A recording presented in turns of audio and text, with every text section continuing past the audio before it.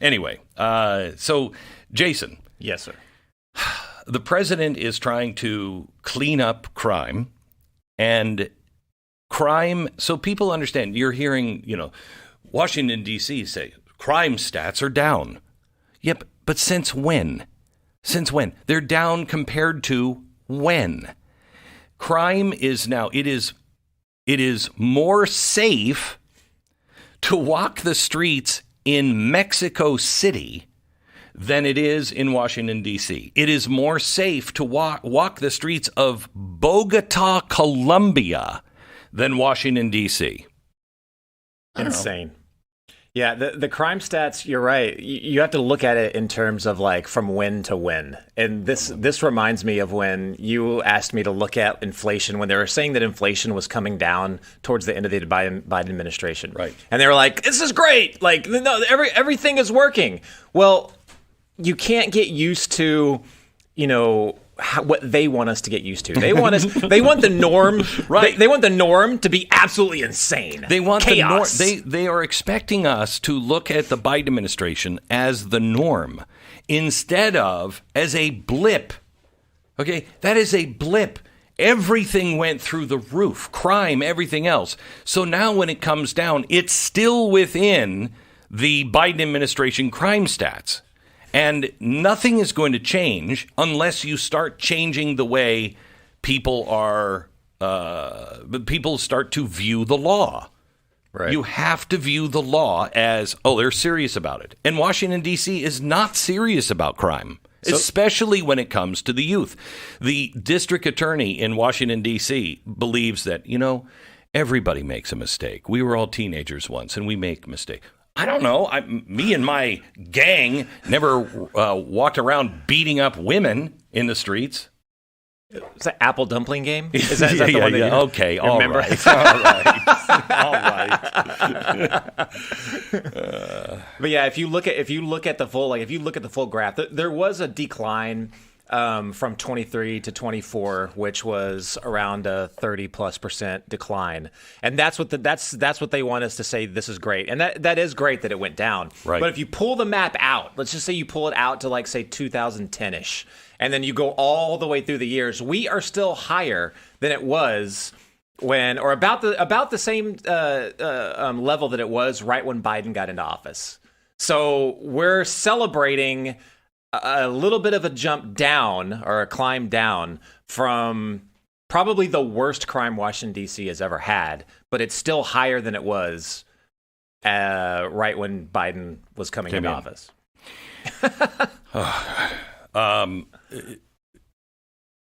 Let me say a name and see if you recognize this name. Edward Korestein. No. Should I? Sarah. Edward Korestein. You want to take a guess? No. We've talked about him recently. He should be. This is a name that everyone should know. Name the guy who shot the United Healthcare worker. Can you name him? Luigi Mangione. Look at that. Luigi Mangione. Do you remember the name of the shooter of President Trump? Thomas Crooks. Okay. Again, Edward Korestein. Was he in The Godfather? It kind of sounds like No. Okay. It's 3:00 in the morning, Washington, D.C. A woman is being brutalized by this group of 10 kids. They tried to carjack her. Somebody sees this going on. He runs. To protect the woman, he pushes her into the vehicle and then confronts the aggressors and moves them away from her so she can get away, and he's beaten to a pulp. Do you recognize the story? Yeah. What is it? It's the recent Doge guy. Yes. It's the reason why this is happening now. Because there was a good guy that at 3:00 in the morning, a Doge kid that everybody mocked, a Doge kid who saw crime against a woman against 10. And he stood up to them and tried to rescue her and was almost beaten to death. And no one can remember his name a week later. Well, what does that say about us? In Sarah and I's defense, his nickname is so powerful. Oh, yeah. That's Exactly. why Everybody. Okay, yeah. All right. If I said, who's big balls? Yeah, I would know. If I said that, you'd know exactly who I was talking about. Right. But that's his real name. I mean, we have Mangione. They're practically, what's his name? The mayor for New York has said, I look forward to walking down Mangione Avenue someday. This kid, that shows you our priorities as a press, as media, and honestly, as us. Why did we not consume this story more? Why did we not look to that kid and hold him up as a hero? I'm asking that of myself. Why was that story just on and gone? One day, gone. Where Mangione went on and on and on and on. Are we just that attracted to the darkness?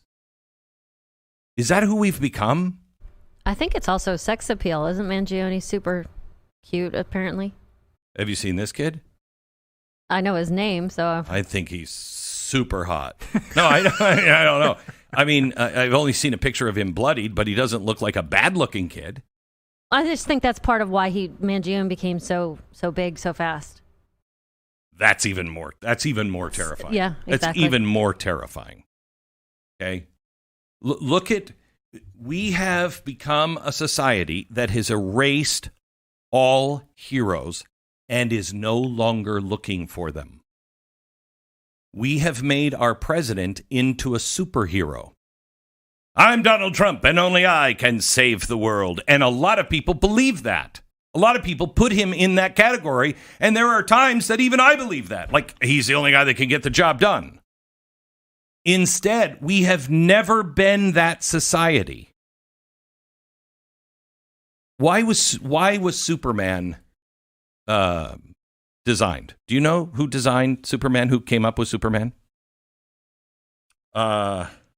What's his name? He's on the show. He writes the little books. He's on the show all the time. Meltzer. Not Brian Meltzer. Brad Meltzer. Yeah.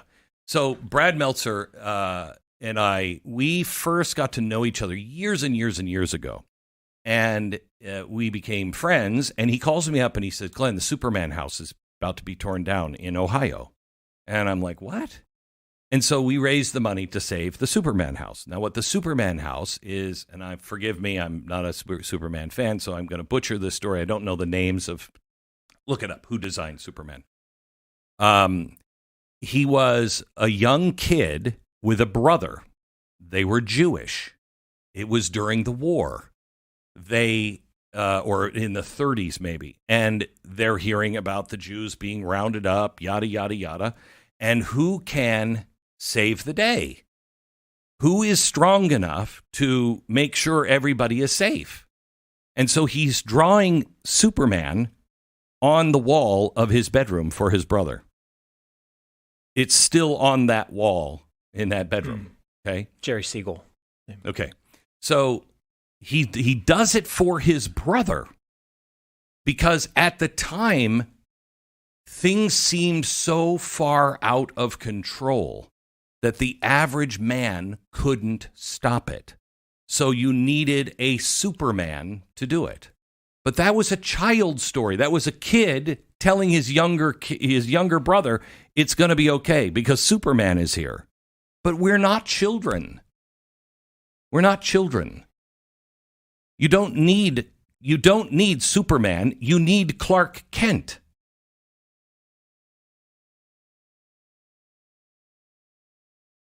You need a kid like Big Balls. You need that kid. That kid can change the world. Can you imagine how different life would be in America if people just would not film things but do what he did and actually step in? He didn't take out his phone and like, I'm filming you. He did something I'm not sure I would do. I mean, I would do it if I had a gun. If I had to burn a launcher, I would have absolutely used it. If I had a gun, but I'm going to get the snot beat out of me. But he knew that because he was 1 against 10. He knew that. So what is it he knew that maybe we don't value enough? We have so devalued men that it's not your responsibility to stand up for a woman. You'll film it. I mean, look at when they knocked that woman out in Cleveland. People just continued to pile on. There was no one that was like, hey. There was no one in that crowd. Now, maybe there were, but nobody wanted to be the one. They'd film it, but they didn't want to be the one because they didn't want to get pummeled. We live in a society where nothing is greater than self. That's not a good sign. And let me show you how that's happening in our own homes without us maybe not knowing it and what to do about it in just a second. First, let me tell you about Legacy Box. There are boxes in your attic, your closet, maybe tucked somewhere in the cupboard somewhere, film reels, VHS tapes, old photos, pieces of your life that you hadn't seen the light of day in years. These memories are not immortal. They're fading. They're slowly, quietly, with every passing season, just turning to dust. The colors wash out, the sound warps, the film itself starts to crack, and someday you're going to open that box and discover that that box that held your family history is now gone. You have to be the curator of your own family history. Legacy Box makes sure that never happens, that you can preserve your history. You gather up your old tapes, your photos, your reels, you send them the Legacy Box, and they use professional equipment here in the United States to preserve every frame, every note, every smile in a digital format that will last for generations. It's safe, it's simple, and it is incredibly important. And you can do it for all the people you love because memories aren't just memories, they're stories. They're proof that you were here, proof that your memory is correct. Don't let your childhood fade away on old tapes. Digitize and future-proof those priceless moments. Fast forward into the digital age with Legacy Box. Visit legacybox.com/records today. Unlock 50% off your order. That's legacybox.com/records. 10 seconds station ID.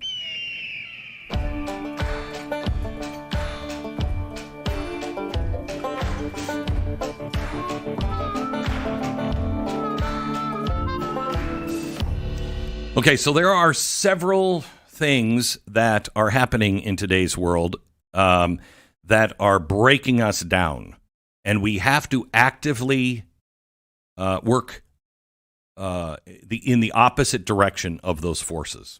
Okay, it's not good enough just to talk about them, just to recognize them. We actually have to get engaged and do the opposite, not just fight against it. I think this is the secret of where I am right now, where I'm headed. I'm kind of, if you've been listening, I'm in this big life change right now, and it's not good enough just to talk about it. It's not good enough because I feel like we're getting to the place to where we're just admiring the problem. We all know the problem. So what are we going to do about it? Because we can't just fight against. We have to be for something. So the most recent data shows that parents and teenagers view social media as the single biggest threat to mental health today. I agree with that, but that's not necessarily the biggest problem in our society. I think it's compounded by several things.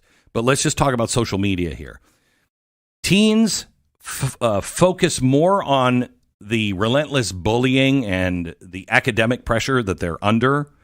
And we are talking about a generation that is struggling in silence right now. And I want to talk to you about the struggle of the youth. But I want to talk directly to them here in a second. Social media is not just bringing in distraction. It's actually bringing in pain that we're all feeling right now. We're seeing it. That's what's happening. That's why suicide is so high. It's bringing in pain. It is a constant parade of filtered images, peer comparison, digital validation chips that are just, you're like, it's just eroding self-esteem. Meanwhile, the grades, the expectations, the bullying, online, offline, are no longer just a teenage rite of passage. They are now the final cracks in a dam that is about to break. No generation in history has ever lived the way this generation is living. So while I want to talk to the youth about, give me a break on some things, we also have to look at them and say, we need to give them a break in some ways. In the old days, we had community. We raised our youth. My grandparents played as much of a role in my life as my parents did. And we respected our elders. And my grandparents' friends also played a role. My parents' friends played a role. I'd be in the grocery store and they go, "Aren't you the Beck kid?" Yes. "I know your mom and dad. I don't think they'd be cool with this." And you'd be like, "Oh, okay. Okay." That doesn't happen anymore. That doesn't happen. We can only flourish as a society when community, stability, and self-understanding are present. Our ancestors, they lived quite well without screens. Because they belonged to families and neighborhoods and traditions. Look at what Michelle Obama said. We're going to have to change our families, our traditions. We're going to have to change everything. Okay? We've changed our families and our neighborhoods and our traditions, and they're still being degraded.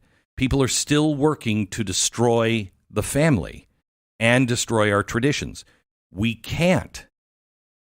Because those are the things that when we were kids, those things held us back into place. When the world didn't make sense, at least we had the family and traditions and our neighborhoods and our real friends.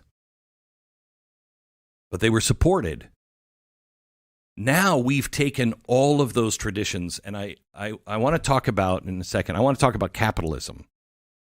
Because that is a huge tradition that if we don't understand the role capitalism plays. I read an article, it was in the 90s, and it said, what happens to a society that is built on ownership when there is no ownership?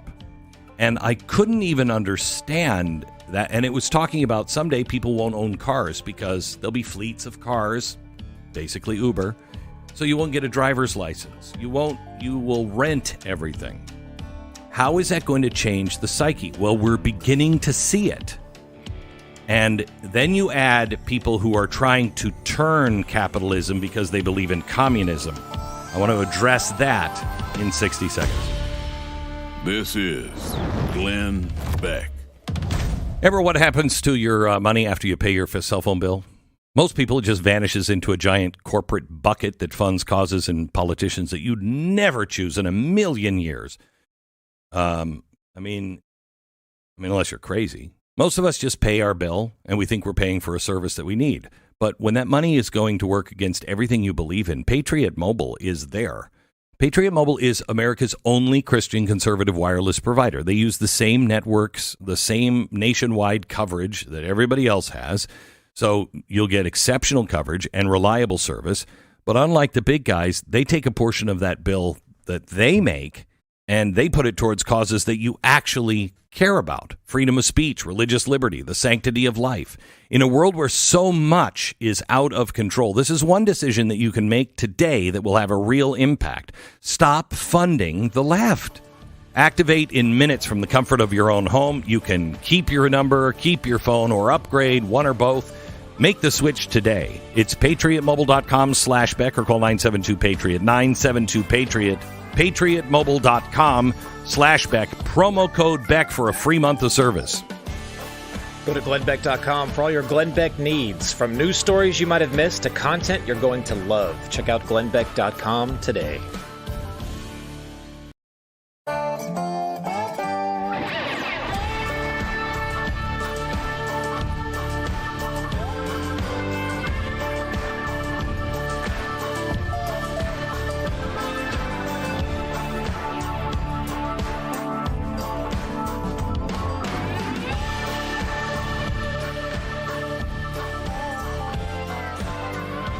Welcome to the Glenn Beck Program. Started the show off with Donald Trump is going to be speaking to the nation here in about 30 minutes. Usually he's late, so maybe in an hour. But he's going to be talking about what he's doing in Washington, D.C., and we're going to give you all the facts on that because, the first thing that everybody in the media is telling me, he's a fascist. No, he can't do that in Los Angeles, but the District of Columbia is federal mandate. So the ones really in charge of the District of Columbia is the federal government. He can do many things that he can't do anywhere else in Washington, D.C. But, of course, they just use this to claim he's a fascist. No, it's District of Columbia, but I'll get into that later. So we're talking about crime and why the teens are becoming worse and worse. Why, how can I say this? Let me switch this around because we look at it at my age and go, how could you do that?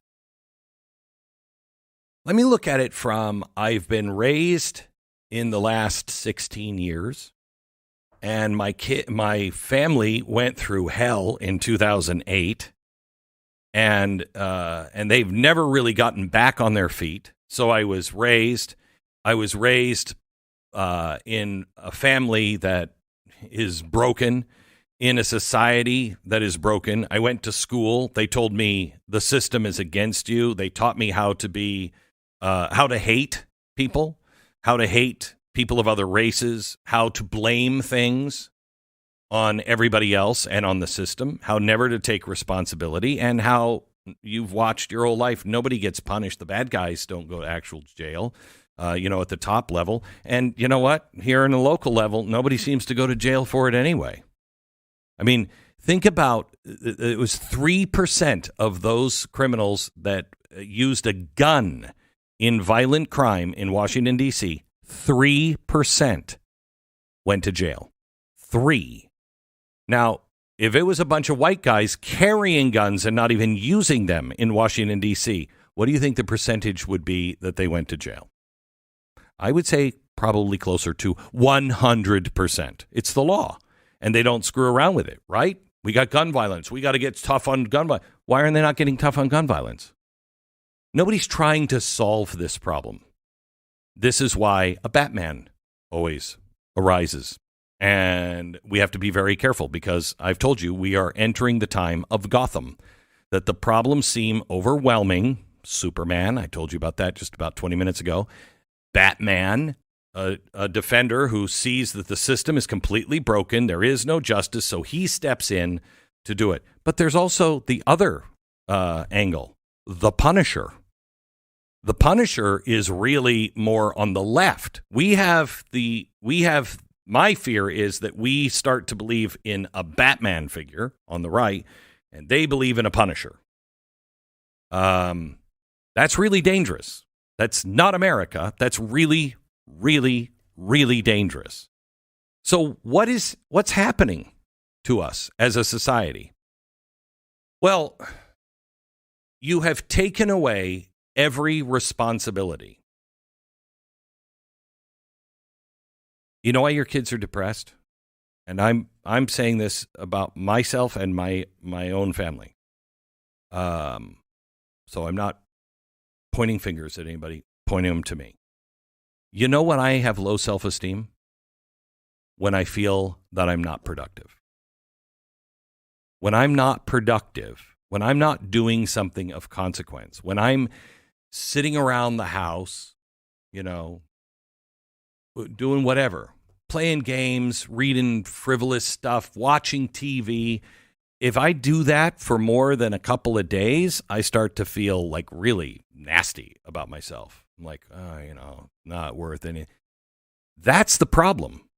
We have, by devaluing capitalism, what is capitalism? In a nutshell, what capitalism is the right for you to work hard, to have a better idea, to produce that better idea, and then be rewarded for it. That's capitalism. Now, it's been conflated with consumerism and corruption and crony capitalism, but the essence is you don't have to have a title. Everywhere else in the world, still, go over in England, try to make it on your own. Really? Do you have the right English accent? Do you use the Queen's English? Where did you go to school? Who are your parents? That happens all over the world. Doesn't happen here. Because in our system of the free market, you have the right to have an idea and then work hard and produce it. But in a society where we have removed all personal responsibility, you're not responsible for anything. You took out a loan? Well, somebody else has got to pay for that. Well, no, wait. You were there during the decision. You and your parents signed those papers. Now, you may have been misguided, but also, honestly, it's like anybody my age who is like, I can't believe they're going to touch Social Security. I planned on that. Well, you may have because you had to. There's a difference. If you had to because I could never get ahead and I paid into the system, I get it because you paid into the system. But for anybody who says that and they don't have to rely on it, it's, what are you, stupid? I mean, we all knew this thing is coming undone. We all know it's a scam. All of us know it's a scam. The closer we get to retirement age, the more we need that scam to stay in place because they bled us dry everywhere else. We want what we paid in for.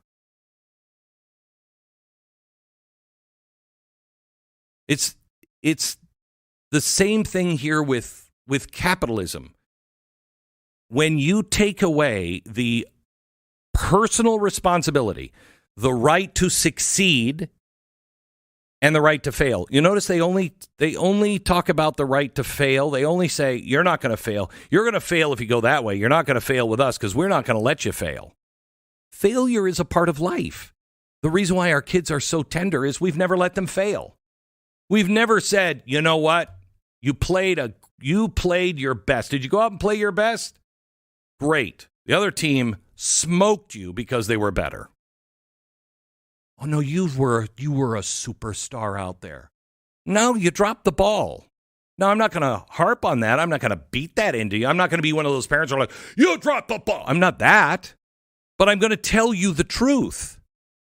Because the truth will set you free. I didn't get the role. You know why? Because she's better. He's better. Now, what are you going to do to get better at those things so that doesn't happen again? But if you just say, you know what, the system was rigged against you. The system may be rigged against you. That is also part of life. Somebody else gets the job that you're perfectly qualified for. And it may just be because of the way they look, because they have a friend who has a friend in the business, whatever it is. That's part of life. And you need to be resilient enough to understand that. Instead, all of our problems are the system's fault. And that takes away all pressure to take action other than to the streets. Nobody believes 9 to 5 is worth, kids expect adulthood to be more fun. Yeah, I did too. When I was a kid. And then I grew up and I'm like, oh, crap. This is even worse.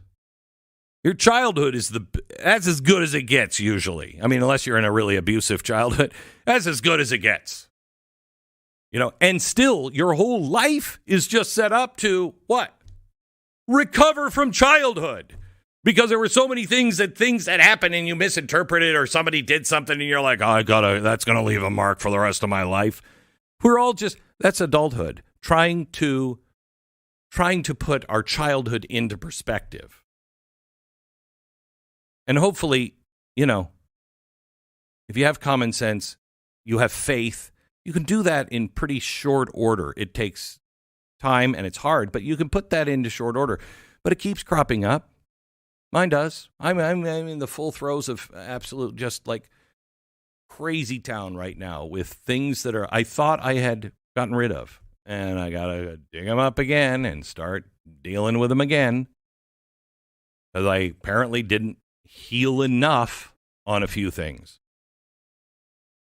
And then the left romanticizes not working. Cuba. You want to live like Cuba? They romanticize communism. Do you know anything about communism? No, because they don't teach you anything about communism. They just say it's better. And, ignore their hardships over in Cuba. It's just better. Instead of focusing on the hardships over there and saying, you'd rather have this than that, wouldn't you? They don't focus on the hardships over there. They only focus on your hardship here. And by doing that, you're only creating people that have just this giant hole within them. Just this emptiness because they're not working. Is your kid sleeping later and later, playing games all the time on a gaming machine, and bummed out all the time, kind of just withdrawing? That, you know why? They think that's normal because that's what everybody does right now. But that's the cause of the problem. Nobody said, you know what? Go pick up a shovel. How's that? I told my son he's in a time between, classes, and he's like, oh, I don't feel well. I just, I'm kind of, and I'm like, I get it. Here's an idea. Go work at a pizza parlor. Dad, that's not going to solve. Yes, it is, son. Yes, it is. Get up every morning and work until you're butt tired. And I guarantee you, mentally, you will feel better. You will feel better. You're going to probably complain, but you know what? Everybody did that. In my day, we all did that. That's part of life. That is the value, the true value of work. Idle hands, devil's workshop. Why? It's not because you just get yourself in trouble, but because you start to be introspective and you start to look at all of the things that you don't have, that you want, and you just fuel this emptiness over and over and over again. Here's a stat that'll blow your mind. Life satisfaction. Are you satisfied with your life? How much does marriage affect that? Marriage has no value. Family, no value. How much in life satisfaction does marriage change life satisfaction? 545%. A 545% increase in life satisfaction with marriage. By the way, job satisfaction, 145% increase. We're devaluing the things that give us meaning in our life. First thing you need to say to your kids, go to work. Get a job. Get a job. Get a job. Because you're never going to feel better until Peterson said it best, till you make your bed and clean your room. Clean your room, make your bed. Now, step 2, get the hell out of the house and get a job. When you have a job, you can come back. You can do whatever. We'll help you anyway. Get a job. Oh, but that might. Yeah, it might. It might. But I'll tell you, coddling them. One more thing before I go, and I'm just going to touch on this. We'll talk about it later. Do you know what's now starting to hit the market and taking off? Adult pacifiers. Adult pacifiers. That's an oxymoron. And it's being accepted by kids as reasonable. No, it's not. Back in just a minute. Imagine you're walking through the world with the quiet confidence of somebody who already knows they're ready for whatever comes next. And I don't mean with paranoia, but because you're prepared. Because you've clipped to your belt and tucked into your bag a Byrna launcher, a non-lethal self-defense device that puts control back into your hands. The Byrna launcher fires powerful pepper-based projectiles that can disable a threat from a safe distance, giving you the critical moments you need to escape to safety. It's lightweight, it's easy to use, and unlike firearms, it's legal in all 50 states, no permit required. I've started carrying mine everywhere I go. It'll give me the ability and you the ability to act decisively without having to worry about taking a life. That changes the way you move through the world. Byrna, BYRNA.com/Glenn. Go and get yours now. If you're sending somebody to college, get one for the new college student. Byrna, BYRNA.com/Glenn. Go there now. Try before you buy at a Sportsman's Warehouse location. Byrna, BYRNA.com/Glenn. Back. We'll be right back.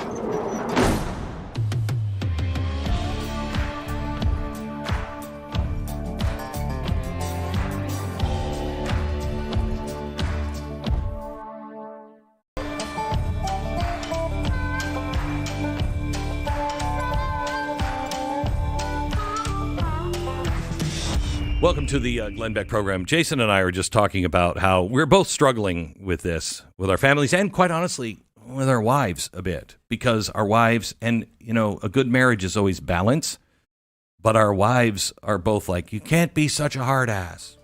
And I'm like, I don't know. I think if we're not, we're in real trouble. Jason and I will continue this because we're both talking as dads here.